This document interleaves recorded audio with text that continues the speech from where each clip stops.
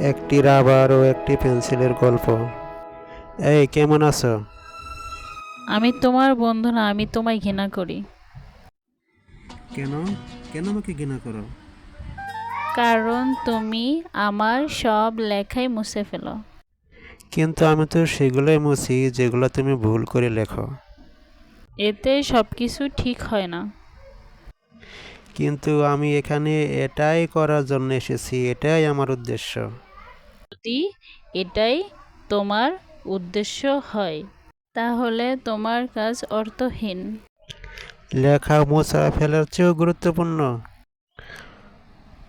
ভুল মুছে ফেলা ঠিক লেখার মতোই গুরুত্বপূর্ণ। কিন্তু আমি দেখছি তুমি প্রত্যেকদিন একটু করে ছোট হয়ে যাচ্ছ। জানি।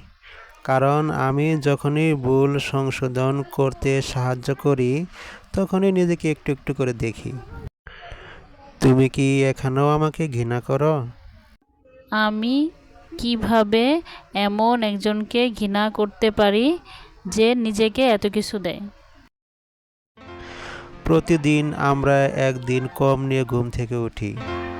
যদি তুমি সেই পেন্সিল হতে না পারো যা অন্যদের জন্য আনন্দ তৈরি করে, তাহলে সেই রাবার হও যা তাদের ব্যথা মুছে দেয়, আশা জাগায় এবং তাদের মনে করিয়ে দেয় ভবিষ্যৎ অতীতের চেয়েও ভালো হতে পারে।